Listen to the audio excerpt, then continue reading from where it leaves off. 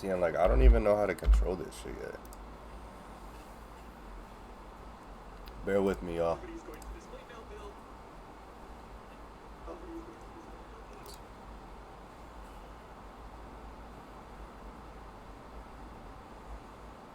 Alright.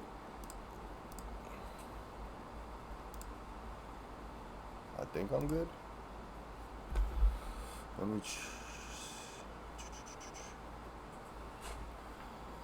I don't even know. This is my first time using Kick.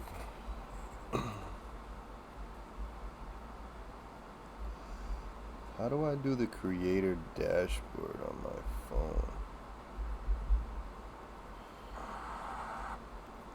That's whack.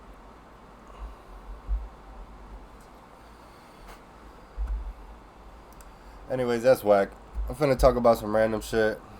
I'm normally on YouTube, but one of my boys told me to go check out Kick, so I was like, yo, I'll give it a try, and then I'll just do my normal videos on here, and then I'll clip them up and put them on there. Kill two birds with one stone, why not? So, I'm at MIAB. Y'all gonna figure out who I am in a slow period of time. But I react to everything, but I mostly talk about boxing and UFC, because that's just what I love. Let's get straight into it. Appreciate everybody. I think I'm set on just chatting. I'm still figuring out how to work this. I'll get better at it, just bear with me. I did want to talk about a couple things that I had written down. I lost them, if I could just find them. Dricus du Plessis offers Khamzat Chimaev $10,000 if he can get a takedown on him, and he'll give him $10,000 for each takedown he got on him. But my question is why the fuck would Dricus du Plessis ever say some dumb shit like bet $10,000 that Khamzat couldn't take him down? That's what I don't understand. Now, Khamzat's gonna go for 1,000,000 takedowns, and I think all that's gonna result in is Khamzat getting really tired fast, and I feel like that's what DDP wants. But if DDP can't keep him off him, there's gonna be a long night for him, and he might go to tapping real quickly or real early. I don't know. But the fact that he put $10,000 for each takedown, knowing that that's what he was gonna do anyway, is silly, because he was gonna do it anyway. So you just basically put yourself on the line when you said that. Khamzat, on the other hand, is over here training with TJ Dillashaw's old coach, which again, I don't understand how that helps, because if he was off the shit, once you're off the shit, you're off the shit. Then you never know. You're never the same again. So I don't believe that has anything to do or in favor of Khamzat. But again, who knows? Because who knows what they're training to do over there. But I believe that both of these fighters, because again, I know it all. Both of these fighters are going to go in there and they're going to fight. And if they make it past that second round, they both are going to be breathing really, really, really, really heavy.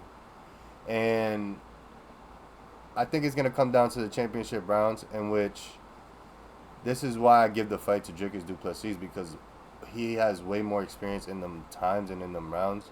And that's why I call him the drunken master, because it's not about skill or anything. He literally just maneuvers and freestyles his way into the win, and that's what it just takes sometimes, to just get yourself out there and get the win. So basically, I got to give Dricus du Plessis the win, and the fight didn't even happen yet. I'm just going to assume that both of them are going to get tired, and it's going to be a battle of the lung and experience of the 5 rounds. And although Dricus du Plessis doesn't have experience with somebody like a young up-and-comer like Khamzat, because again, Dricus du Plessis been fighting up-and-comers. I mean, he's been fighting people that are basically on their way out the door. So Khamzat will be his first real challenge. But again, that experience above all. Khamzat doesn't really have that experience. The only person that he's really fought, I feel like, with that high level of experience is Kamaru. And he came in on a week notice, 4-day notice, 2-week notice, some crazy shit. So it's like Dricus has a real good chance of just beating him in experience and like I said, power of the lung. Whoever's gonna make it to that fifth round, if they make it to the deeper rounds, then that's when the favor of Dricus goes up and up and up because Dricus has been there. But that's what I wanted to talk about for that. Again, I'm gonna clip that one up and get that one shipped off to who knows where. Nah, I'm just doing all this because I'm gonna clip it all up and give it up to YouTube, and then eventually, if I build this channel, then I'll have people that talk to me live while I do it, and then I'll also have my clips for the YouTube. So I'm just gonna be rambling on here. So if you join up in here, just know I'm rambling. What I want to talk about next? Oh, I had Jake Paul. I know he recently just fought Julio Cesar Chavez's son. And then the next day, Julio Cesar Jr. Chavez Jr. goes and gets arrested by ICE. Like, how the hell does that even happen? If that's not like the weirdest situation that's probably just going to get swept under the rug, then I don't know. Because why would they let him get to the point of fighting and then do all that? Or maybe him putting himself into that fight is what made them look for him. I don't know, but that whole situation about the Julio Cesar Chavez fight and the Jake Paul fight and him getting arrested right after fighting Jake Paul, that shit is kind of fishy. But that shit's gonna get swept under the rug like nothing. And I wanted to get back to my point of Jake Paul being ranked number 15 and the fights that he's had is what people don't understand this is what your favorite boxers be doing. You know, when Tank Davis goes out and he fights all these no-name people that have zeros next to their name, and then he'll go take all their zeros, but in reality, he's building the record and he's just fighting scrubs that look like they're doing good. For an example, like Edgar Berlanga, he looked like he was doing so good because of the opponents he's fighting. The last opponent he just fought, if you go look at his record, you will see that he's like, what the hell? And then he fights Canelo, and then, you know, experience gets shown.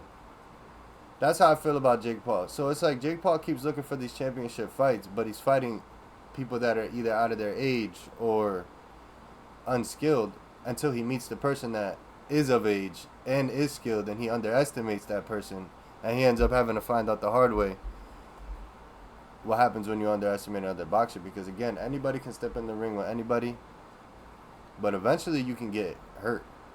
And when that happens, we haven't seen Jake Paul in a situation where he's been like pressured in one of these boxing matches yet. I feel like maybe in the beginning ones, but ever since then we really haven't seen that.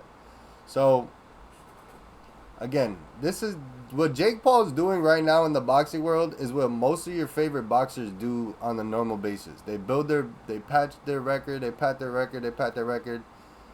Every now and then they'll go and fight a big name, come back, pat their record, get the belts from the no-names or the old guys that were literally out the door, kind of like Rolly Romero did, and then they go and live a career. It's just how the game goes, and Jake Paul knows that. And if anything, Jake Paul is exposing all these loopholes to boxing, because boxers do that. They just chase all these unskilled fighters that have good records, and then they get to the belt and stuff, and then they claim that they're ready, and really they're not ready, and they get exposed because they're like Devin Haney. He's the money, like he's the prize fighter, so they want to keep him safe in order to get to that point, which is exactly what the career is based on. Now they get to those belts and they get all that, and then they can push back now because all the effort they put already. You know what I'm saying? Anyways, it don't make sense to me. We can't really hate on Jake Paul because he's doing it like everybody else is doing it, and if nobody's going to step up and sign the contract to beat Jake Paul, a real boxer, and really, really, really call him out on social media and say, I'll be the one to stop him, then y'all going to just keep letting Jake Paul expose that boxing is a fraud. You could just fight anybody and get ranked in the top 15 and just go on and look a padded record and then get ranked. And then you have people that are actually working for it, taking on the top guys, thinking that that's how the way it goes, when in reality it's not. Whitaker. Ben Whitaker got all that hype off those fights and all that moving and all that shit. Not because of who he was fighting, because of what he was doing, because of the hype he was creating. A lot of these fighters are going way above trying to prove themselves about fighting the best fighter and all this stuff, when they could just go in the ring and pick Joe off the street and just go out there and make it look good and get a record that's fucking 16-2, and then they can make themselves look good and build and pat their record. And that's exactly what they're doing, and that's what Jake Paul did. So we really can't hate on Jake Paul as far as the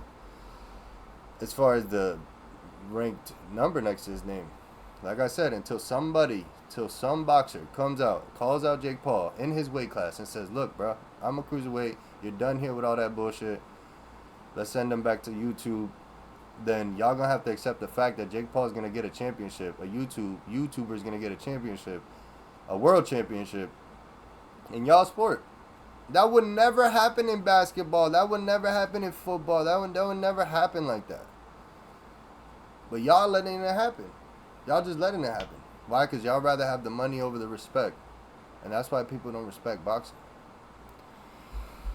What do I got for my last topic? Diddy trial's wild. I won't talk too much about the Diddy trial because it's wilding. But let me make sure I'm not lagging. Alright. The trial is weird because, again, if you put yourself in the situation, I think what really fucked up the Diddy trial is that Cassie took the stand for herself, and then she exposed herself in the process. So, I mean, that's really all I'll say on that, because I don't want to touch base on too much. I mean, he might be a freak, but as far as the whole Cassie situation, she definitely fed into that, and I don't know if it was whatever, if he told her to or whatever the fuck. But at the end of the day, she went out of her way most times going out there to look for some of these escorts. So we have to make her take accountability too for some of this. We can't just make it seem like it was all Diddy's fault. Moving on to the last thing I had. We'll do some reactions on this bitch. Let me see what we got on here. My name Pretty Boy, 5'10", 140. Nobody moves, nobody gets hurt. I'm Blitzkrieg. I'm 5'10", about 160 pounds, and it's hot out. Let's do it. We here at Showtime's yard. Obey my commands. Protect yourselves at all times. Dap up if you want to. Good sportsmanship, man. Come out fighting. Mouthpiece. He just said nobody move, nobody gets hurt. And it says he told you what was gonna happen.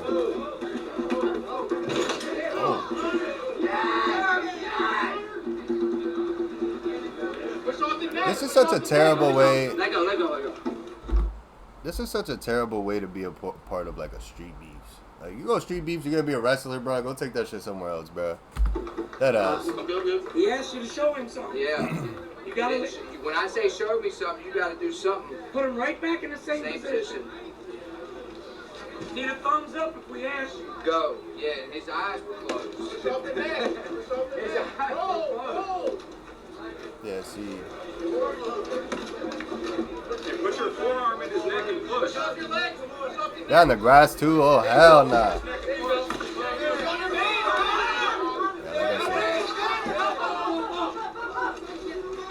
If you're a wrestler, don't go to street beef. I know you do. He ain't got his legs locked now. That first time he had his legs locked. When I asked him, his eyes were shut. He ain't do nothing. He's over here punching himself and shit. His eyes were shut. He ain't do nothing. Legs locked now. That first time he had his legs Yo, what is it? Like, this is what I'm talking about, bro. When I asked him, his eyes were shut. He ain't do nothing. Didn't open his eyes, nothing. But don't come to street beefs wrestling, like I just said. Hey, drive his left leg down, slide your left leg over. Run them elbows, bro. Get that arm up and run them elbows.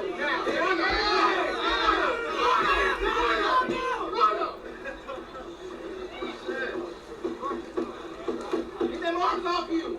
Oscar up. There you go. He ain't doing nothing. He ain't doing Drop nothing. them elbows. Drop them elbows.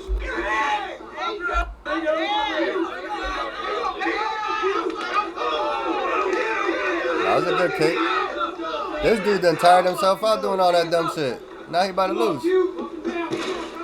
And he went for the takedown again. Oh my fucking god. We got street beef, Khabib and shit. 10, 9, get your head on there, Don. 7, 6, 5, 4, 3, 2, time.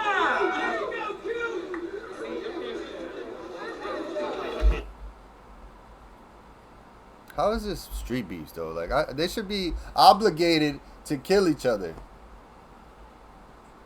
skillfully. Let's get it, bro. Give me a butt. I need a butt. Got you, bro. With a blunt, you were sitting down there punching yourself. He was down there punching himself. I ain't gonna lie.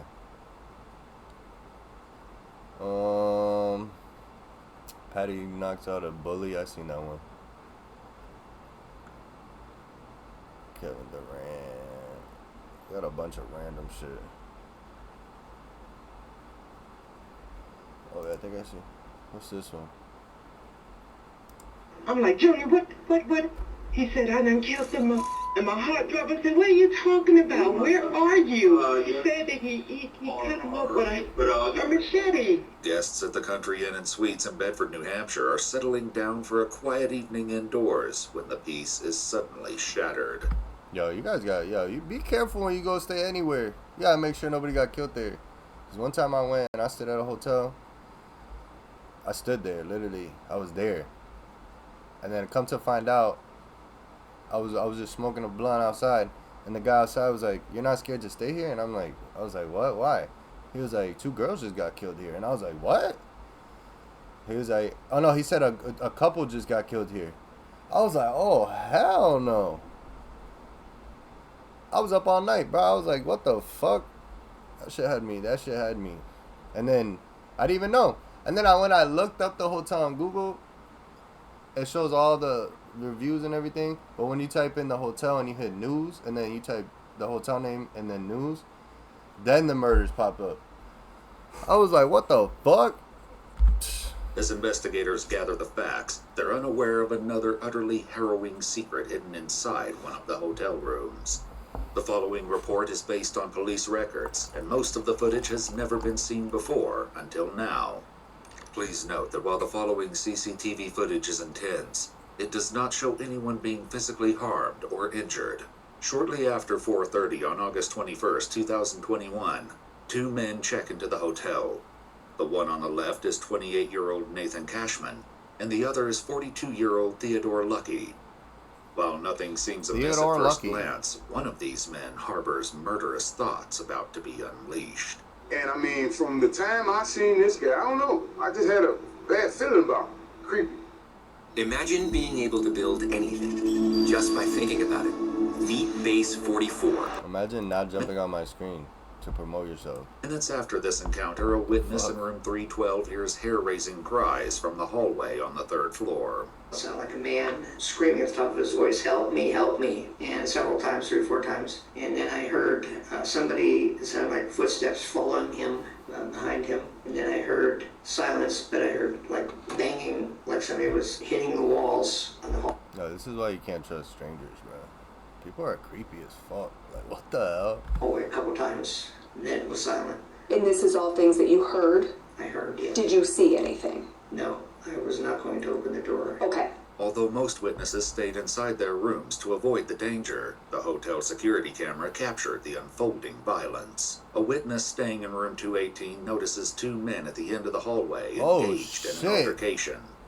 That's the same dude in a different shirt, right? Captured the unfolding violence. That was the dude that was in the tank top. A witness staying in room 218 notices 2 men at the end of the hallway engaged in an altercation. Oh, When I got off the elevator, there was 2 men at the end of the hallway, one of which was beating one man with the hose of a fire extinguisher. And when they heard the elevator ding, they turned, and one guy was screaming, "Get the police," and the other guy started moving toward me that was beating him. So I ran to my room as quick as I could and got in with my key, and then I called the main desk. Why can't this guy get away? Times and couldn't get through. Why can't he get away? About 10. Bro, why is every door in the whole fucking hallway locked at this very moment? while this crazy man got a fucking machete on him. So I ran to my room as quick as I could and got in with my key. Look at him. He's And just then I walking called like the a main serial desk killer. about 8 or 9 times and couldn't get through. And then about 10 minutes later, I had police knocking on my door. Photographs taken of the crime scene show glimpses of this encounter near the second-floor window as guests struggle to avoid the bedlam. One of the witnesses describes a desperate decision Nathan was forced to take in a panicked attempt to save himself. And when I came out, I look up. I said, oh man, this dude jumped out the window trying to save his life. You know what I'm saying? There's blood all on the window. The frame of the window's on the ground right there. And then that's when the other... This man hit 9 doors and had to jump out a window. What the fuck? That's here sitting in his car. I went over and told him, I said, man, did you see that? He said, no, I didn't see nothing. I was down on my phone. I said, man, look, dude just jumped out the window. 2 minutes later, at least 2 minutes later, there's a white guy running around the corner, and then all of a sudden, the guy came behind him with the black guy with the red hair, had a machete in his hand. He whacked him in the back of his head right before he went in, and put like another gash, of many gashes that this guy already had on him. So he goes in, and I'm like, oh man. As Theodore chases Nathan back inside the hotel, another eyewitness recounts what he observed inside the lobby as the assault nears its gruesome conclusion. The 2 people came blasting in through the door, and the one in the front, the other guy was chasing, was saying, please help, please help. I saw the guy hit him once, and then we just got out of there.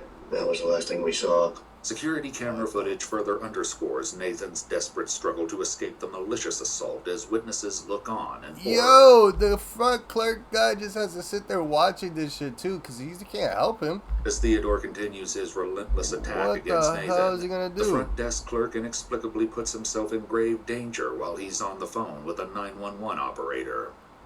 While it may seem that this situation is coming to an end, Theodore is just getting started. And another horrifying discovery remains to be uncovered behind the closed doors of this hotel. This horrifying attack in the lobby lasted almost 4 minutes, He just but wants it would take investigators specifically. much longer to uncover the reasons behind such a cruel assault. Creepy as 12 fuck. minutes later, the medical team arrives to check on Nathan. Paramedics note a deep laceration across Nathan's neck, suggesting that his throat had been slit, and declare his death. Unsurprisingly, a medical examiner will later note in the autopsy report that Nathan died from multiple chop wounds of the head, neck, and body. As Theodore flees the crime scene, officers are unaware that they're about to receive a lead from an unlikely location over 250 miles away. What's going on? Could you imagine being in a situation like that? Like, you go chill with a fucking, I don't know, I don't want to say a stranger, but you know, somebody you just met. And then they pull a machete out, you're running through the hallway. People are just walking by you. People are literally walking by you, trying to just get to their room. My wife just got... You hit 9 doors to try to open them. You hit the exit door. You try to... everything. You jump out a window. He jumps out the window. A call from her son. Okay. That's a psycho right there. He just killed somebody in New Hampshire. Okay, he just got out of prison, apparently, and been back and forth down here. She come home, she's all upset. I'm watching the game, me and my cousin, she blew my eye. She tells me, Junior just killed someone. Where the hell was Junior at? He's in New Hampshire. I talked to him on the phone. Sure is him? I'm positive it was him, okay? And he's telling me, Dad, I understand, you know, and I'm talking to him, telling him what not to do. Hey, I understand what's going on. He'll get killed tonight, okay? Because they're looking for him. More officer. And then he got his dad over here. He blew his eye. Like, what the fuck? From the Asbury Park Police Department in New Jersey arrive on the scene, and Theodore's mother, Vivian Brown, relays vital information. I got a phone call from my son. He was hysterical, he was cussing, and my son don't cuss around me. He's like, Mom, you was f***ing right, you was f***ing right. I'm like, Junior, what? He said, I done killed them. And my heart dropped. I said, what are you talking about? Where are you? Yes. Killed him. He hounded him down like a psycho murderer. Like, what the fuck? He said, this man was walking down the hallway like he was limping. He was limping with a machete in his hand, and the guy was running. and he still was able to hit him with the machete like 8 times. He cut him up with a machete at some hotel or somewhere. And I was like, where are you? Where are you? He said, I'm in New Hampshire. I don't know where I'm at. I said, well, whose car are you driving? I don't know. Mom, I'm lost. I don't know. I'm just going to tell you. I just tell you that I love you. I'm saying goodbye to you. I'm going away for the rest of my life. I don't give a damn. He's dead. I'm covered in blood. I don't know. Yeah, I'm not going to lie. When he said that shit right there to his mom, he meant that shit.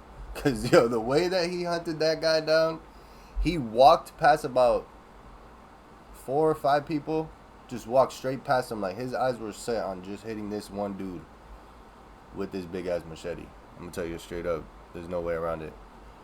While he's yelling for... I don't know. Yeah. When it came time to take things to the next level, I knew that I had to make a website, and Wix... As New Jersey officers dispatch this information to the New Hampshire State Police, Vivian shares more about Theodore. He just got out of prison Mother's Day weekend, May the 7th. Have you ever acted out like this before? That's why he was in prison the last time. According to online reports, Theodore was convicted of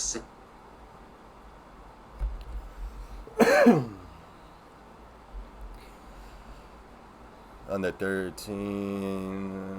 and you let people back out like this, and then they go do worse shit. Sexually assaulting, and 2 counts of kidnapping. I don't know what I can show on. I don't know what I can show on Kick or say on here, so I'm gonna be careful. They were lovers in prison. Shocked by what their son has just admitted to doing, Vivian has reached her emotional limit with Theodore. I'm not. Honey, as long as he's alive, I don't look at it. Okay? When he took that boy's life, I should have took his right along with it. That's the way I feel about it. You know. Damn. The dad's like, yo, as long as he gets arrested and he's okay, and she's like, yo, he should have died with him. That's true, he should have. If you're gonna hunt somebody down, you just take your own life too, because don't go around here killing nobody. I don't care what they do to you. You don't take nobody's life. I understand that. You don't do that. I just don't want him to die for being stupid. He took someone's life. I don't want to hear that. He should have took his life right along with it. If he wanted to take somebody's life, he should have took it. Theodore's parents and the officers don't know yet that this is only a part of the crime he committed that day. Soon, that was the most respectful fight right there. A call comes in that changes the entire dynamic of the situation inside the apartment. Hello? He turned himself in. He's getting ready to walk in. Junior? Yes, Mom. Why, baby? Why? I love you, Mom. I love you too. Where you at? What police station you at? What police station is this? That's right. Yeah. I took somebody's life, Mom. I did. As Theodore speaks with his parents, one of the officers makes an alarming observation. I don't think he's in custody yet. Junior, who Yeah, so he's definitely lying. phone are you on? My phone. You are in handcuffs? No, I'm at the police station. A fireman just walked out. Thankfully, Theodore is taken into custody without further incident. As detectives escort him into an interrogation. Bro, he already just fucking hunted somebody down and stabbed them to death with a machete in a hotel. I can't even believe he was gone the road that long. Read him his Miranda rights. They will soon confront him about yet another bone-chilling discovery made at the hotel. You're with my boyfriend. Okay. Alright. How long have you guys been dating? Over 3 years. Okay. Oh. He's definitely gone. You tell me that. You get that information from me, and I'll tell you anything you want to know. I'm telling you the information that I have is that he's deceased. What happened tonight that kind of caused this? I was hurt. Yeah. He got out of prison a few weeks ago. Theodore claims that he drove from New Jersey that morning to see Nathan and arrived at the hotel around noon. We'd like to know what happened, and then they go explain some bullshit that we didn't even need to know about, bro. What the fuck happened? Why are you chasing somebody down the fucking street with a machete? I mean, street. Get fucking street. Hallway of a hotel. And we started arguing and yelling at me. While Theodore shares about the incident, officials also know there's more to his story as they explore the timeline of events. I guess you said, did some stuff happen in the hallway, or was it down into the lobby, or could you help us understand where things kind of happened? It happened in the lobby, in the hallway, and when you say happened, are you stabbing, or is it more like a hitting, or how would you describe it? Hitting? Like coming from up, down? Yep. And what are you hitting him? Hitting? He took that shit, he was like, the whole big ass machete. Crime scene photographs show the bloody machete Theodore used in the slaughter. That's why I want y'all to understand. He was walking down the whole, everything that I said that happened. He did all of that with that big ass shit in his hand. This man chased him down the hallway. Let me tell you one more time. While the guy hit 9 doors and none of them let him out. Got to the window. He jumped out the window to escape this guy. And the guy jumped out the window with him. Followed him through the front clerks and basically murdered him in front of the clerk's desk. With that. But shocking. How you even bring that in the hotel? If you weren't planning to do something already. Nathan was not the only victim that day. While officers were interviewing witnesses at the hotel, they discovered shocking security footage showing Theodore checking into the hotel earlier that day with 60-year-old David Hanford. But David didn't know that he was walking into a nightmare.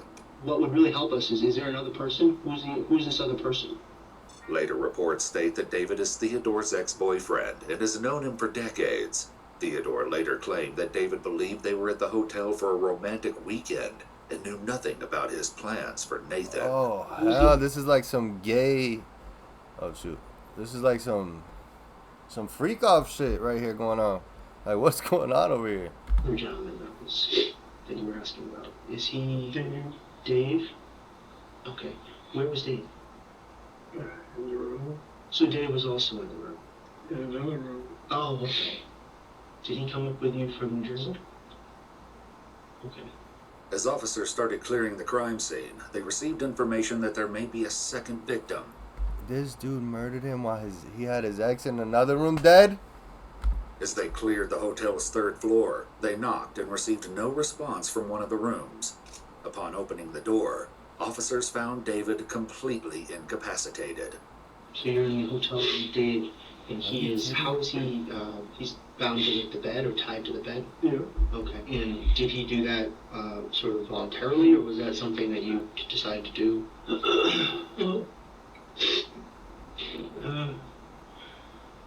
David, that's wild as fuck.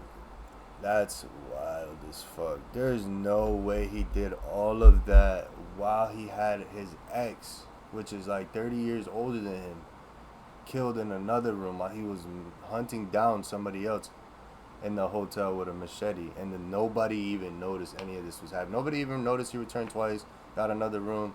Nobody even noticed he left. That's crazy. That's insane. And this all be happening right under people's noses. Like, imagine all the people that are in them rooms that don't even know none of this shit even happened while they were at their stay.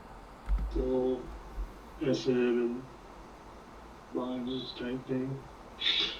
They found David covered in a hotel blanket with a belt wrapped around his neck and clear tape covering his nose and mouth. It appeared he'd been dead for some time. While it's still unknown what prompted Theodore to commit this horrifying act, the eventual answer is something none of the detectives anticipated. How the fuck, my bad, I don't want to keep pausing this, but how the fuck this shit go from worse to worse to worse to worse? I told Dave that I was hoping for the best, but preparing for the worst. I told Dave I didn't want to hurt him. I wish that I could leave him in the room like tied to the bed. But because I told you everything, so I can't tell me what I said. Well, things go south. I knew what I was going to do. You didn't want him to get out. You mentioned you didn't want him to say what you had said about Nathan. Yeah. Theodore claims that he kept David inside the room and eventually suffocated him to death because David knew about his plans. He feared that David might have escaped and warned Nathan about the impending attack. But to understand what motivated Theodore to attack, he told his ex he was gonna kill his new boyfriend, and in order to keep his ex from telling anybody or warning his new boyfriend, he killed his ex. What? Nathan, detectives must explore their relationship. 2 weeks prior to the events at the hotel, Theodore and his friends drove up to visit Nathan and noticed something odd about him. Like when I came outside and I was talking to him, I noticed that there was an icky on his neck. A week later, when Nathan calls off their relationship, things spiral out of control. And he said he was breaking up. I said, why? That's when he told me he had slept with some girl. Less than 2 weeks ago, you were telling me you just killed somebody. You wanted to marry me, and now you're moving in with your ex-girlfriend. He told me that he wanted to see me. Of course, I wanted to see him. Was that the plan today, just to meet up and to talk, or it was... Yeah. Laying in the bed together. He told me that it felt weird. Because in his head, he'd say he felt like he was cheating on his ex-girlfriend. Minutes after this statement, the attack begins. I wanted to hurt him. I wanted him to feel the pain that I felt. Theodore's rage and feelings of betrayal led to the murders of Nathan and David. On November 7th, 2022, Theodore pled guilty to 2 counts of murder in the first degree. He received 2... He was just dumb. He was just dumb. That was just stupid. That was just stupid. In a fit of rage, he killed his ex and his new boyfriend. That's crazy. I ain't even got. What else should I react to? I don't even know. Honestly, don't even know how to check kick really either. But it's okay. I ain't worried.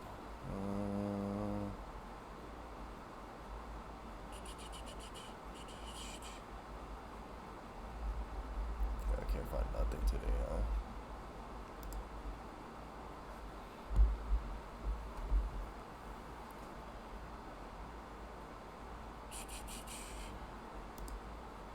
Since you already got it renovated, you got all that, I'm going to blow that shit down. I'm going to break that big ass mirror, all that. Yo, this bitch right here is getting crazy. At 10 p.m. on YouTube or Twitch. Everybody know he's on right now. Only a dumbass would say the time he's going live. I was just gonna say that shit. Come home from work. Yeah, he said at 10 p.m., bruh.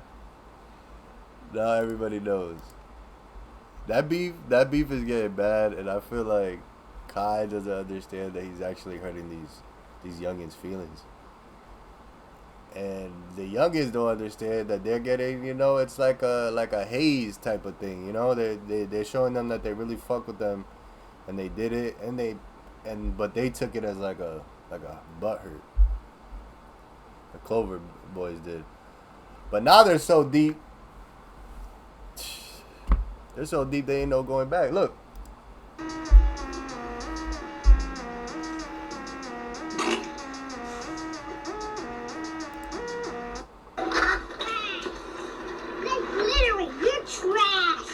Damn. Gang, gang, gang, gang. It's like gang gang.